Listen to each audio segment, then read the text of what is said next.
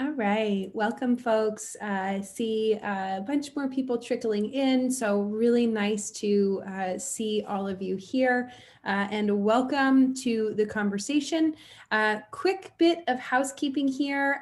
We always enjoy, we always have a lot of fun participating and hearing from you on these product chat conversations. So definitely please get into the conversation and let us know what your thoughts are. You'll see down the bottom, you have two opportunities to add your thoughts and questions.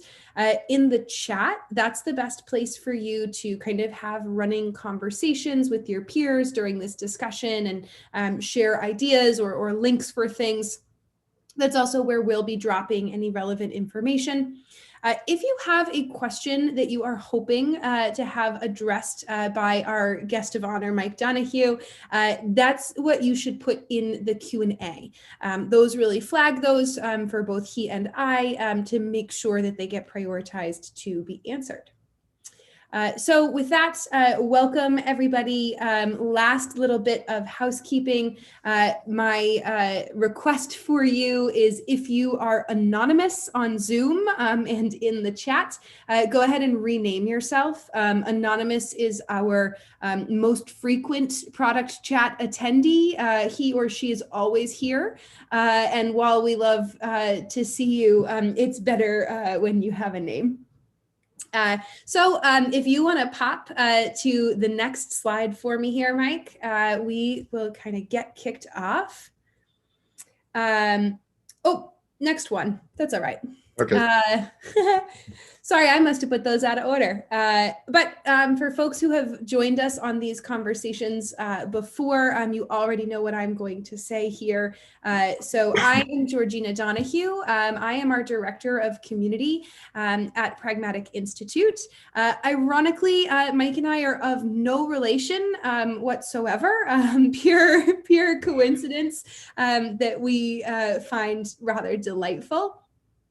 So the community, the Pragmatic Alumni Community, we call it the PAC affectionately, is really your place for bringing everything that you learned in training into your unique reality and really figuring out, all right, you know what to do. Now let's really work through how to get it done together.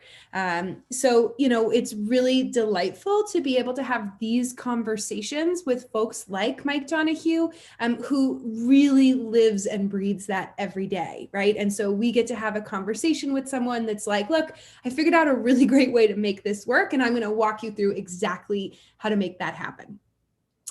So without further ado, Mike Donahue is the Senior UX Designer at Dick's Sporting Goods. And he's been a UX Senior UX designer. We have many. Sorry. What? Okay. So he's the modest one of the Senior UX Designers at Dick's Sporting Goods. And he's been a UX designer since 2008 for both B2B and B2C contexts. So a lot of diverse background, and he loves all things design, of course, as well as human behavior, emotions, decision-making, change. And that last one is really kind of where we're going to focus on today, because we're talking about a proven framework for change management. And so it was adapted to the needs of designers in a business context, and you'll get the opportunity to really learn from that process, and you'll get the tools and knowledge to get some buy-in and drive adoption.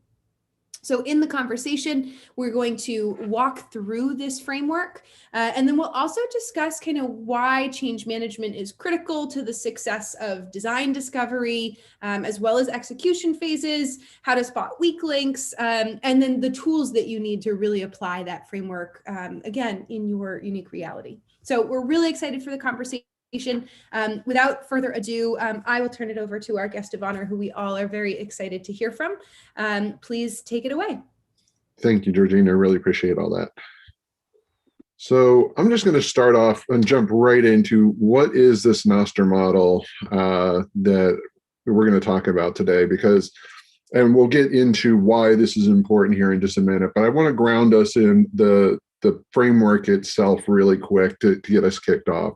So the Knoster model was originally created for the folks in the education sector. So this was a way to help teachers and students and admins work with, not students, but teachers and counselors and admins to work with students that may be having trouble in school, create positive behavior change. Professor Tim Knoster over at the University of Pennsylvania came up with this model. He shared it out at a big school industry event. I want to say it was all the way back around 2004. It's a while ago, actually. So it's been out there for quite some time. What I liked when I first stumbled onto this, I stumbled onto this because I was trying to figure out, I was having trouble getting to people off their marks. People would get set in their ways in one way of doing something, and I needed to oftentimes change. Well, let's try a new process. Let's try a new technique. Let's do this. Well, I struggled with it a lot. I suspect many of us have.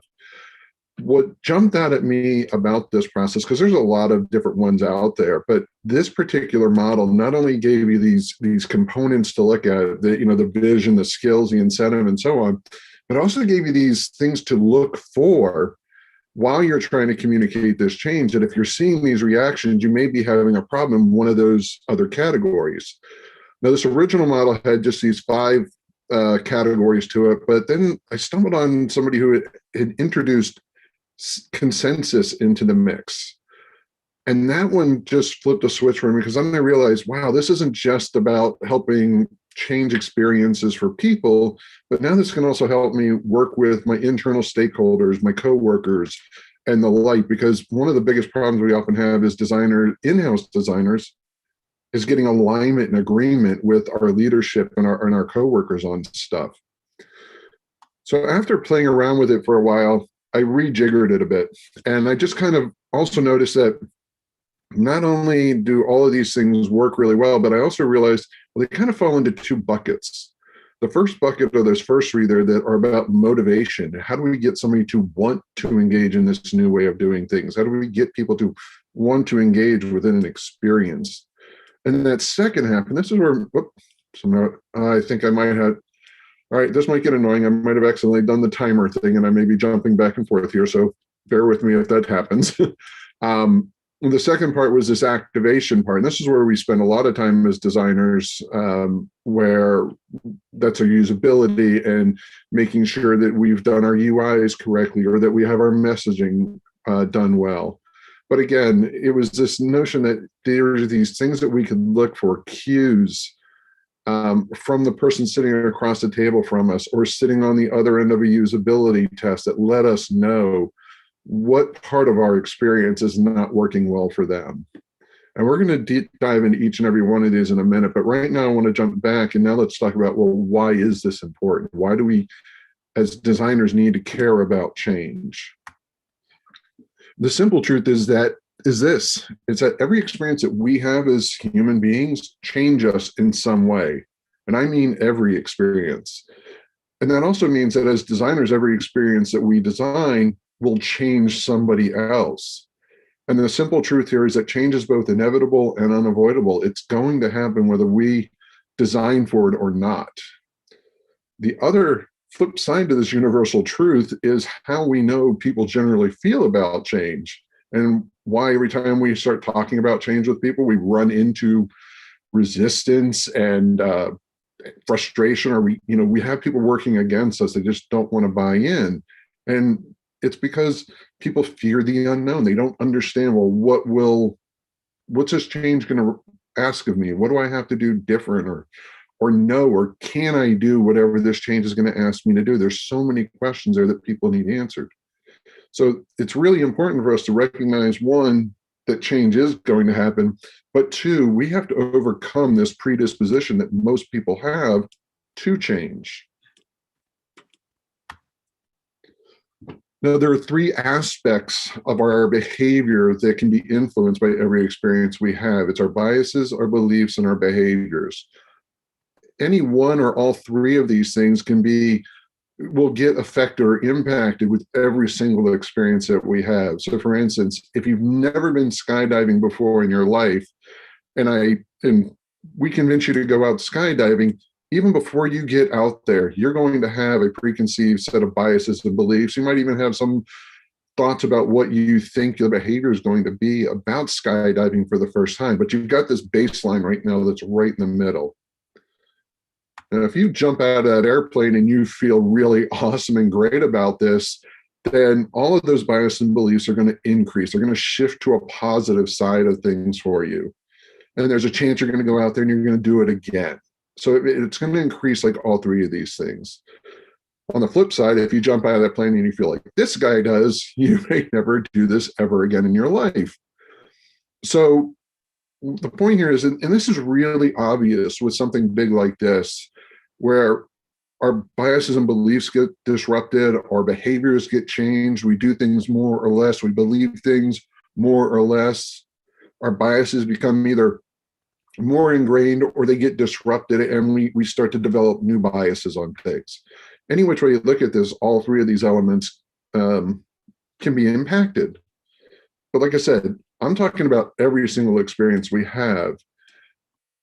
So before I move on to that, what that looks like, let me also point out here that as we do these things, we reset our baseline for the next time we go about doing it. And that's where we start to notice it. So if we keep doing this and we keep having a good time, everything keeps sliding to that positive. We keep doing things more and more. If we tried it again, we had a terrible time the first time, but we tried it again, we still had a terrible time, that's probably going to be the end of it. We're probably never going to do that one again. But even something as simple as using a light switch, believe it or not, will impact us in some way. And that may seem like, really, I use this thing every single day. How is this possibly going to, how am I going to change every single time I use a light switch? Like I said, your biases and beliefs are probably the two that can get impacted the most. You're only going to use a light switch as much as you need to use a light switch. So you're probably not going to see a huge shift in your behavior of how often you use it. Maybe as a kid, the very first time you learned that flipping that thing up and down made the light go on, it intrigued you and you just played with it for a half an hour, making the light go on and off. That could be something that happens. But over time you use it, you just come to expect what's going to happen there. One of the more subtle changes that happens to us, and it's also one of the more deadly ones for us as designers if we need to try to change somebody's behavior, is that every time we do something and it works as we expect it to, our biases and beliefs become more solid, more rigid, harder to move or abandon at some point in time. But then you run into something like this light switch. And okay, now what? So yeah, even something as mundane and everyday as using a light switch really does have the potential to change us in even subtle ways. So again, every single experience will change us in some way, and it'll change one of these three elements. So let's start diving in now into the Knoster model itself. And I'm going to break this up and we're going to tackle those two buckets that I talked about before. We're going to start with the motivation. Why would somebody want to change? If we know change is going to come, how do we convince them? How do we give them that desire to want to jump in there and to change with us? And I've always liked this quote. It's, we've got to give somebody that desire, that want, or even play off of a need that they might have. But that's our real goal here in this first part of change management, is to inspire desire.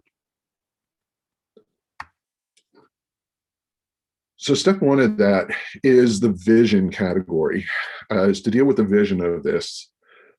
Think of the vision as a destination postcard. If you want to learn more about that, I recommend reading Chip and Dan Heath's book, Switch. That's where I first learned that idea of a destination postcard.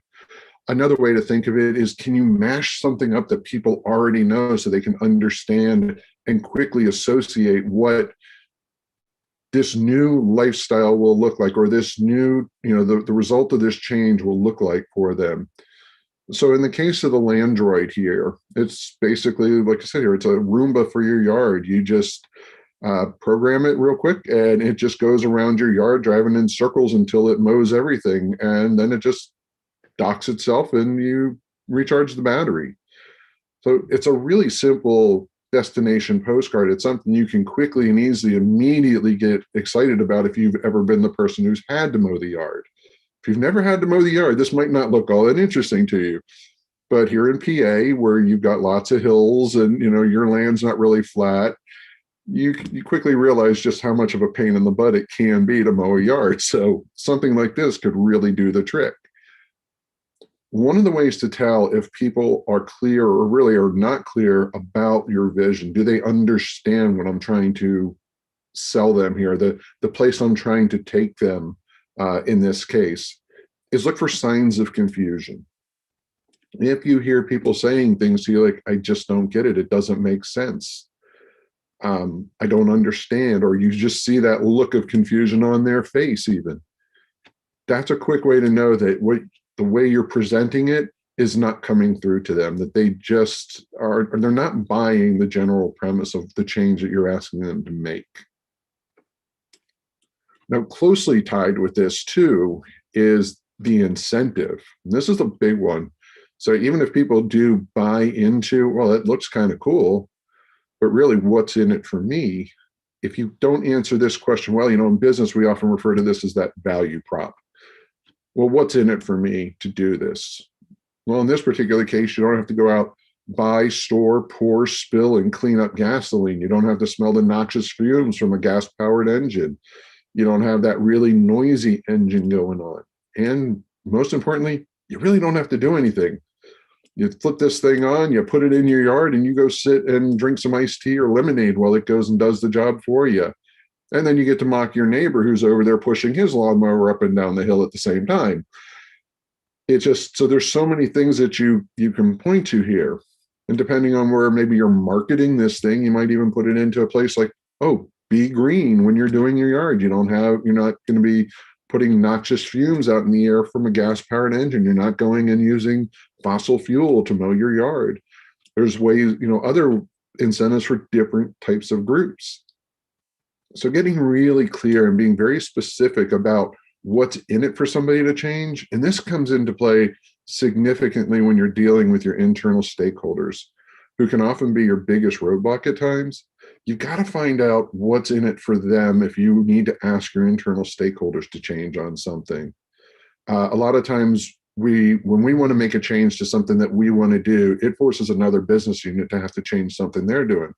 Well, if that change might impact one of the key metrics that they're being measured on, can you help them find a new way to measure, or can you help them find a way to bridge the way they measure now to this new thing so that they never feel or get put in a position where they look like they're not doing their job as well anymore? How can you then help others with that? So don't just look at the end user in this case. You can also look at your internal, your the coworkers that you have that you rely on as well. And a surefire way to tell if people aren't buying this part of it, the incentive, like they don't see what's in it for them, this is where you're going to feel the strongest resistance. You can build all that desire in the world, but if people can't figure out what's in it for them, this is where your biggest point of resistance will come up. Spend a lot of time here figuring out how can I get what I want while helping somebody get what they want or need as well, and really focus strongly on that.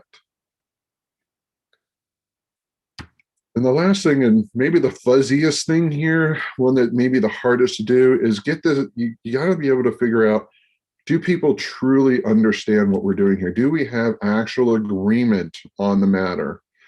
Internally, you get people, you'll be sitting in meetings, everybody's shaking their head, yes, I'm all on board with this, we're good to go, I want to do this. And then everybody goes off and they do their separate work streams. And when you come back together to see what everybody's done, you realize, wait a second, that doesn't really jive with what we thought we were doing over here.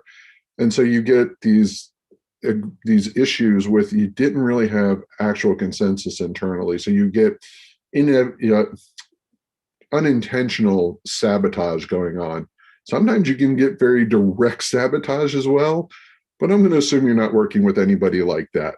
Although if you are, you can still try to apply this model to change them, to get them to stop doing that. And a lot of it's going to come back to that incentive one from the slide before.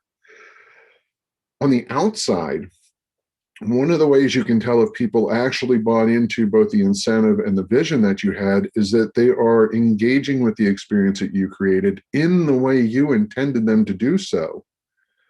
Because sometimes, like I said, this is not for your carpet. Don't run this thing inside. That's not what it's meant for. Um, Look at something, a social platform like Twitter, which was initially designed for people to quickly just communicate between one another. But over the years, it's more or less morphed into a news source for most people. So the vision that the end user had for Twitter is different than what the original creators of Twitter initially set out for it to do. Now, when things like this happen, you've got two options. You can either lean into what everybody's already doing, pivot your company a bit, and let's just keep fulfilling that. Clearly, they found a way to use this and something that they like to do. And if you're in agreement with that, go with it. Otherwise, you got to come back to the table and start making some adjustments in how you're presenting the vision or the incentives that you're offering to get them to use it the way that you want or the way you intended them to use it. So that's the first part. And this is all about building motivation. When it comes to designing experiences, or more importantly, to getting people involved in experience, more often than not, it's more about the will to get in there and do it than it is the skill to actually get it done. Because if you build enough desire, people will find the skills. They'll overcome other obstacles to make it happen. So this is a really important piece of the puzzle when you're trying to design for change, is to create that desire to go all the way through to the end. So I'm going to take a breath there for a second and see, are there any questions so far on this first part of? Nothing that's here at the moment, but I will give I'll give a call for folks if you have a question about this. We'll give Mike a chance to have a drink of water while you think about anything. Questions about this kind of first section, the motivation section, before we move towards activation?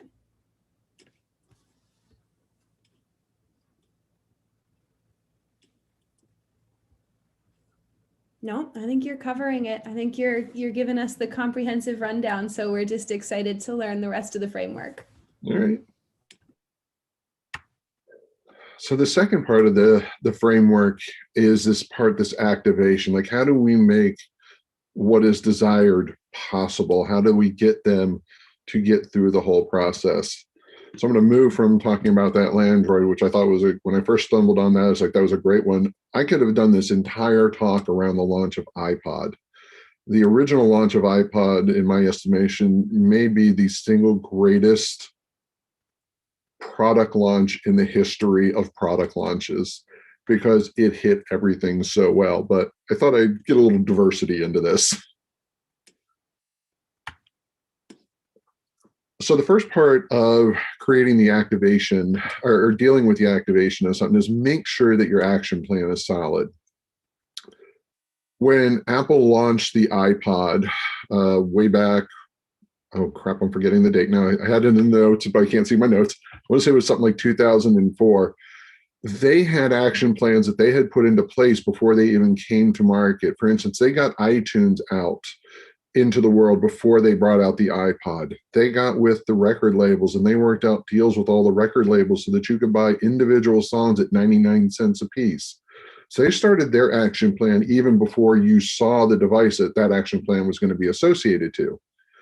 But then when they did roll it out, they also let you know, hey, we've already taken care of these other things. So now download this software, go find some music, buy the music, plug in the new iPod, this really expensive iPod too, into your Mac or PC, which is really a brilliant move on their part, because up until then, they were widely known for being very just Apple only. And for the first time, they opened it up and they made it possible to use an Apple device connected to a PC. And they said, just connect this device to your Apple or your PC, and it's all just going to slide over there, and you can sing and dance like everybody else. And they had the great set of commercials that came out around that time with those silhouettes that you see on the side there. They did it for different music genres. They were hitting everybody. So they had a really strong action plan. But then they also communicated that action plan in the marketing, so people knew where to go to buy the device, where to go to get the music, and how to get the music onto your iPod. One of the biggest problems with most of the devices at the time, the other MP3 players that were already on the market, was that they were difficult to do this. So Apple, in their action plan, they took care of that piece of the puzzle too. And that dovetails into the next part of the activation, and that is making sure people have the skills to get it done.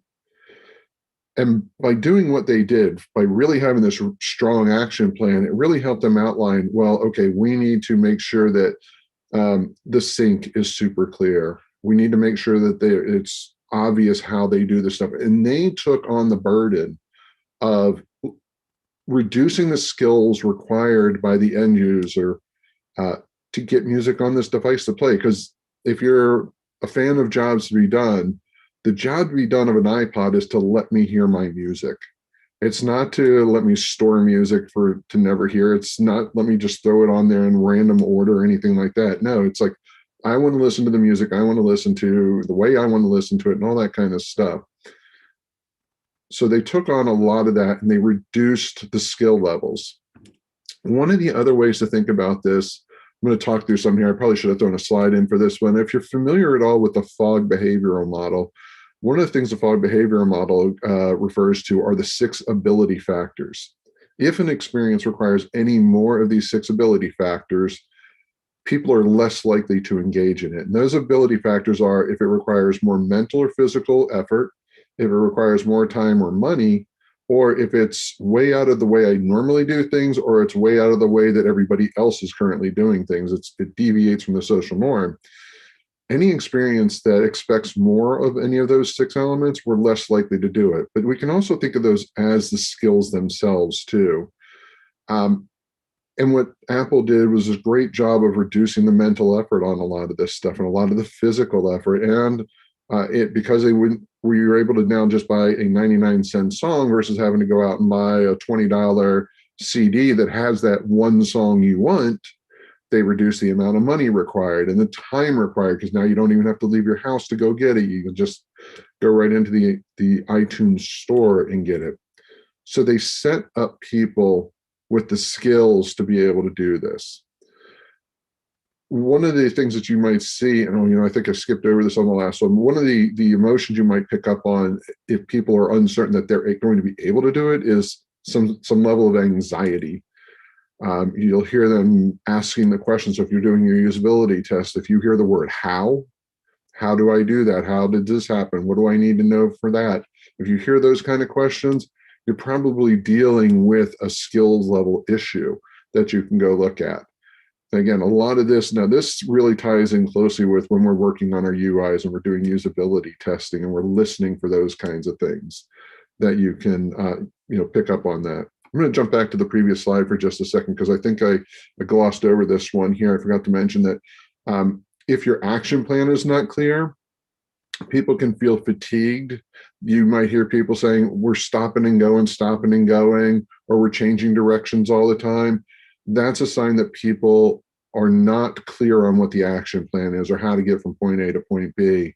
This is another thing that you'll see if you didn't get the vision quite right and you start to realize you're lacking consensus, this is another place to take a look to see that your action plan was really clearly spelled out, because this is where people can start to veer off in different directions internally if you're thinking about this from your internal stakeholder perspective. And then the last thing really is just the resources. Do I have what I need? Great, I got an iPod. I have no internet connection. I can't get to my iTunes store. I can't go download music, or I don't have a credit card to connect to the iTunes store so I can go pay for this stuff. And you go through all this effort, you get this far along, and when you realize you're missing that one resource, frustration. This is that real head slapping moment where you're like, crap, if only this. I just need this one thing to finish. If you've ever done any sort of handiwork and you've already been to Home Depot 3 or 4 times and you're just about done and you realize I'm one doorknob short for the new kitchen cabinets I just put in, frustration.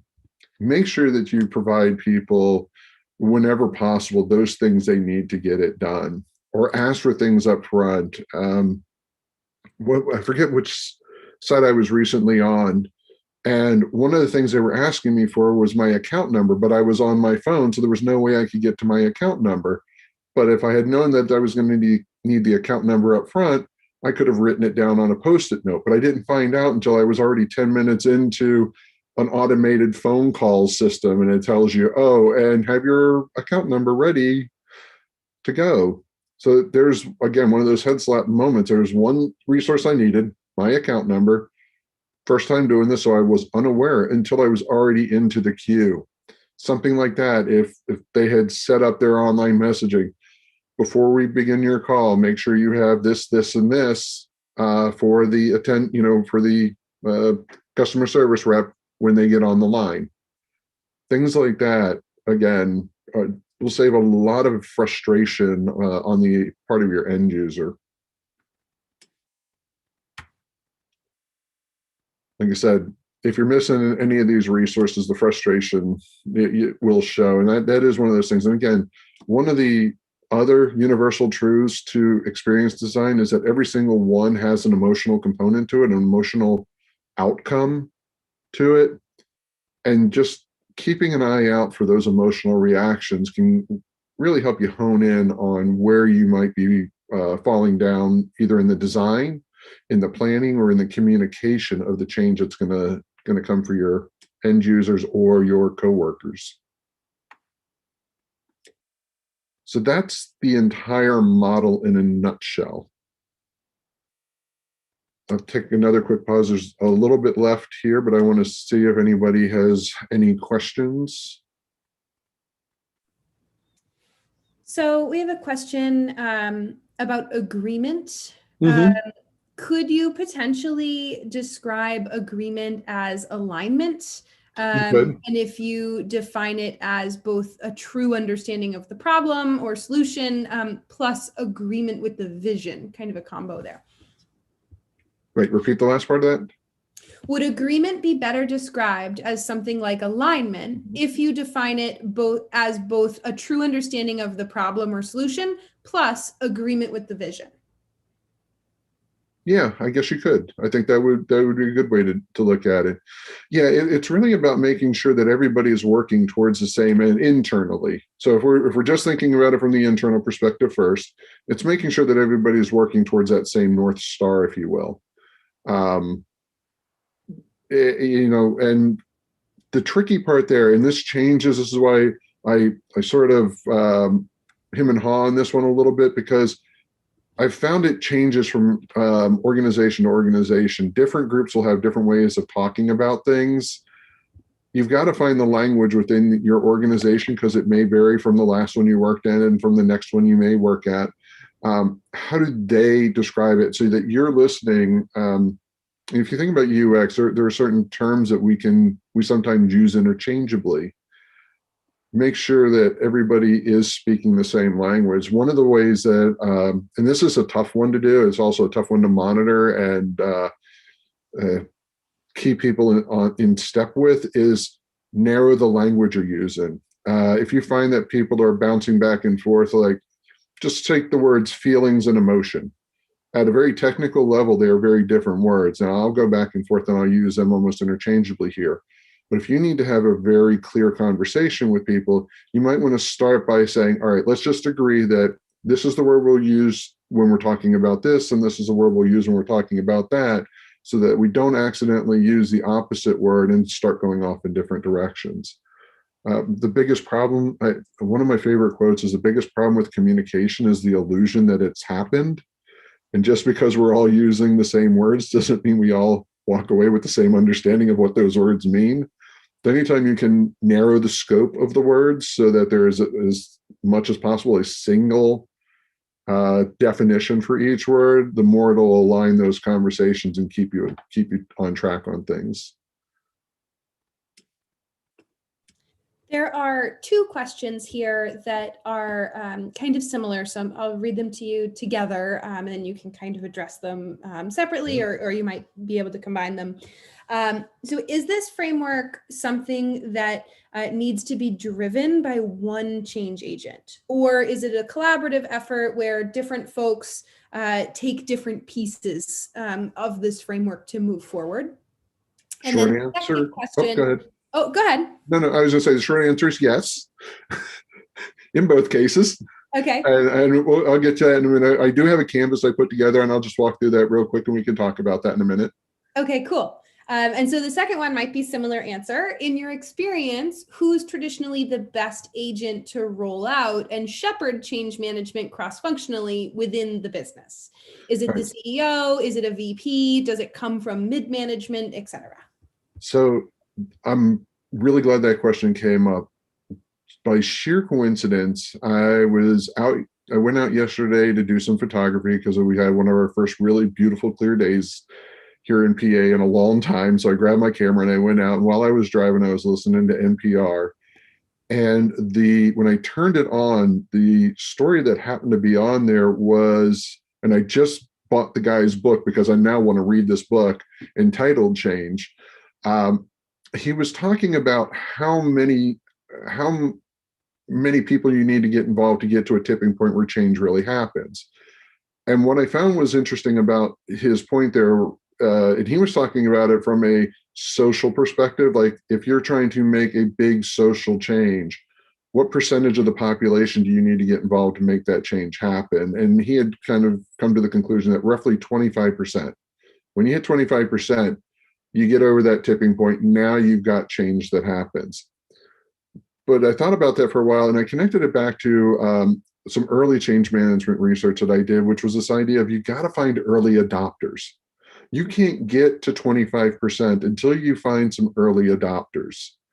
So go out, throw the ideas that you have out to people, and when you start to pick up on the people that like, I get that, that makes sense, I think we need to do that, fold them in and ask them to start bringing in others, get them to share the ideas with you. There is no right or wrong answer as to whether it should start at the top and work its way down or start at the bottom and work its way up. The real key here is to get enough inertia behind whatever this initiative is that you get enough people buying in and moving in that same direction. I guess similar to herd immunity, you kind of need herd mentality in a way. You need to get that whole herd moving over in that new direction at once. But you need to find those early adopters, the ones that are believing what you believe, to help advocate for you. Because if you're the only voice out there saying it, it's going to be really hard. But if you can get that second voice and they have two people that they hear, I don't know how many of you on here are old enough to recall the commercial for the hair shampoo that was like, and they told two friends, and so on and so on and so on. That's kind of what you're going for here. So it really doesn't matter where it starts, but that's going to be one of your keys to success, is getting enough people behind you that support the same idea you've got. But again, make sure you've got actual agreement on it. All right, now I'll answer that first half of that question. When we take a look at I put together a quick canvas. It's part of this deck that you can just use. It's got the little reminder questions in there and what to watch out for when you're trying to do this.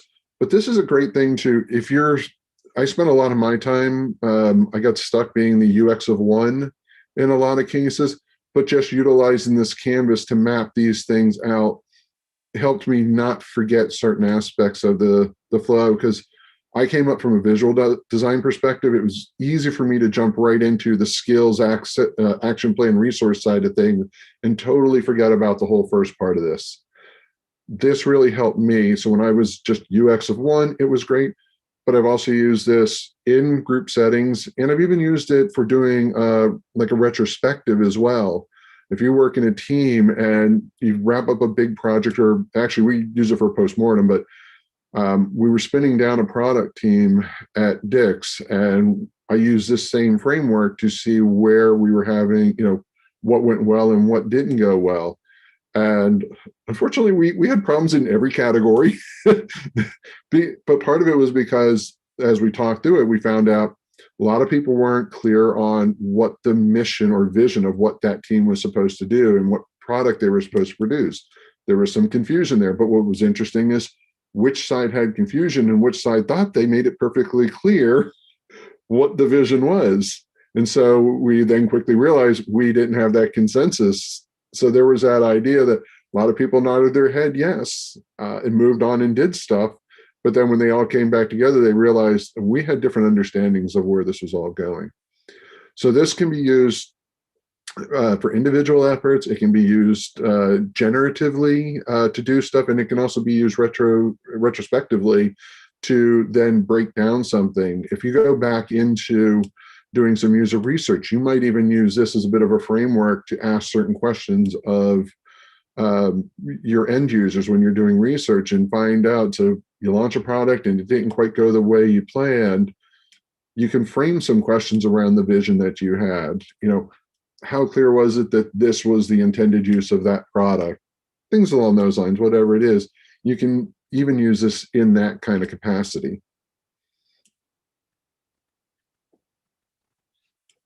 So I think, yeah, that really was the last slide that I just wanted to share is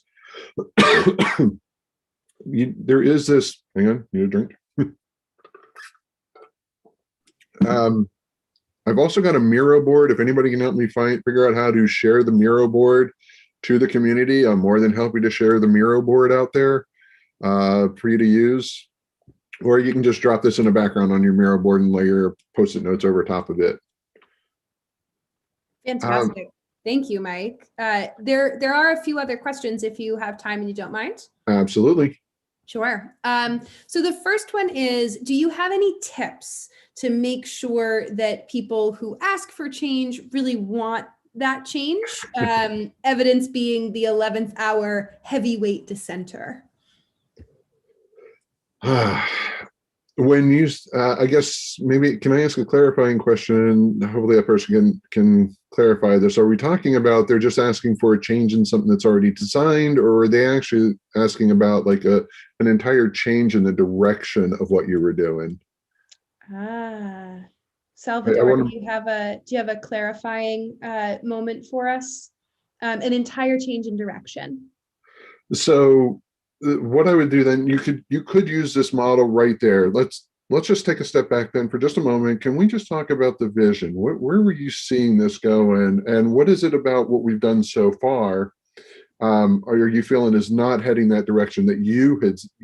So clearly, right there, if you're in that point, there was a lack of alignment on vision from that leader, that they sent a message down through the funnel. And we all know how that game of telephone works, that as it gets passed down through the layers, by the time the message gets to us down there that are actually executing on it, it can be very different than what that person at the top said.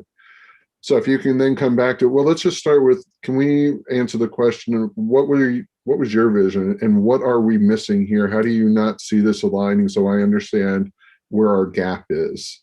And just start right there. And then if you need to address anything else along those other five categories, talk about them as those pop up. You should, again, you can listen for some of the excuse me, keywords that might indicate now that this thing is built, maybe they just realize, I'm just not sure we're going to get what we think we're going to get out of this. It might have been more of an incentive thing that changed on them. They might think they were going to get more bang for their buck, or the god awful, I thought it was going to pop more kind of thing. Just go back to the basics. Start at the vision. That's the beginning of the journey. Start there and make sure that that everybody is talking about the same thing for, right out of the gate. Awesome. I think that was really helpful. The question asker says, exactly, thank you. I think you're right. It was incentives. So that's actually a really nice lead up to another question that we have, which is, given that incentive is the most important driver of change, what are some tips you have when different stakeholders have contradicting incentives? For example, one group gets more resources while another is going to lose some. Depending on where you sit in the org, this can be a really tricky one. I often think celebrity deathmatch. You bring those two groups into the room together and you have a conversation with them all in the room so you don't get stuck in the middle. Let them argue face to face. I know that sounds, that can be, again, it can be really tricky depending on where you sit in the org, but Everyone will tell you never get in the middle of somebody's relationship issues. You never want to do that. Same thing works here as well. That's a relationship issue between those other two business orgs. Don't get in the middle of it if you can avoid it, because eventually it'll all turn on you. Try to get those guys in the room. Say, hey, I'm running into an issue. If I do this for you guys over here, I can't do this for them over here. Can we talk about where are these priorities? Maybe there's some alignment that we can work and find that middle ground and start getting these two efforts to align a little bit more from a priorities perspective. Yep, I think that's a great approach. Last call for questions before we wrap up. Give people a minute to think about it a little bit there. I have a question for you, Mike. If there was one thing that people took away from this conversation, just one, what would it be, in your opinion? What would you want them to remember? Well, I guess I'd want them to remember that it's both a responsibility and an opportunity for us to embrace change management.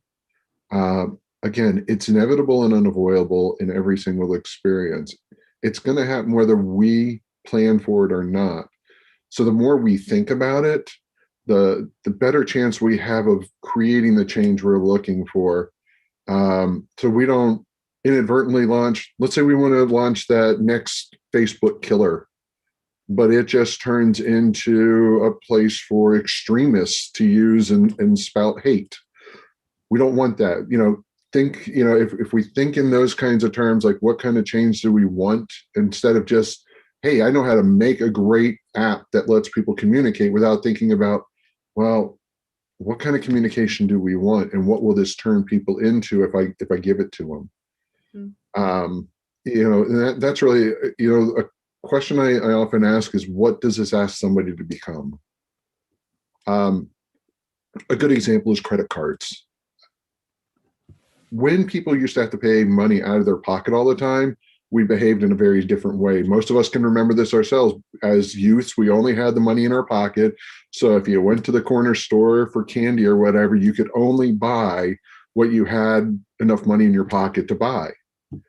But then we hit adulthood and we get credit cards. Now we can buy things that we can pay for later, and we become different types of people. So whatever it is that you put out there, try asking yourself that question. And you can even pose this question to other people. It'll pause them too. If you just suddenly ask the stakeholder, what does this ask somebody to become? You'll see how fast wheels start going in their head, but they don't know what, and it will take a minute. But sometimes getting people to take that extra moment to think about the question, you may find a much better solution for whatever it is you're doing. We have one more here, Sure. which I think is a really fascinating question, actually, and I'm really excited to see how you answer it. What role or internal positioning do you have to have in order to be taken seriously as a change agent? I don't think you need any position to be taken seriously. I think a lot of what it's going to be based on is how you position yourself to be taken seriously. Mm. You can be a total newbie in a company, or even a newbie just to design. But if you put yourself out there in a way that, one, you show respect for what's already there, you take the time to listen so people feel heard, people react to that kind of stuff. So I would never say that the job label, the company level that you sit at really has anything to do with being taken seriously. Now, where you sit in the organization may very much have to do with how far your voice reaches, and that's a whole different issue. But again, that goes back to find some early adopters, make inroads, make sure that the person that you directly report to, for instance, that you have a good relationship there, because they probably have 3 or 4 other people that they can reach. So if you get your message through to them and they really like it, they become your megaphone. And just think of it that way. I kind of hope that helps. I think it does, and I think it kind of harks back to you have to get that first person on board. You have to have your first fan, and you kind of have to put yourself out there a little bit. Well, and I think in a way you can actually take this model and turn it on yourself too. What is your vision of yourself? How do you want, if when people come to interact with you, what would you like that destination postcard to look like for them? If you come and you talk to me about something, here's how I should be able to convey how you will feel when we're done having that conversation. And if you can kind of even turn this model in on yourself, and this is really tricky because we're so biased about ourselves, it can be really hard to get out of our own way on this. But if you can do that, you know, start using this model. What's the incentive for coming to you? If you become known as, well, you used the term earlier, SME, to describe me on this particular thing. Well, if I build up that reputation of being a subject matter expert on change, that becomes the incentive for somebody to reach out to me if they want to learn about change. But if I get through all of this and you all think I'm full of crap, it's not going to happen. So yeah, if you can actually turn this model inward at times, you can also use this on yourself in a way to build your own vision and incentive and action plan and things like that. That's awesome. I think that's a really nice note for us to kind of summarize on as well. For folks on the call, I have gotten some private message questions about access to this recording. We are definitely going to send you the recording as well as Mike's generous offer of his canvas for you to use and really kind of apply this framework to your own scenarios. We also have this article that's down here that we'll make sure to send you as well if you want to kind of review a copy-based review of this framework. And as always, Mike is also a member of the Pragmatic Alumni community, and so we'll be in there if you want to ask him some further questions or get to know him a little better, or pick his brain on how you can become a positive change agent. So with that, thank you so much for joining us, Mike. This was really wonderful. Really enjoyed learning about all of this. And thanks everybody for tuning in. Excellent. Well, and I appreciate you having me here. It was great. Thank you. Yeah, absolutely. All right, folks, until next time, enjoy the rest of your day. See you.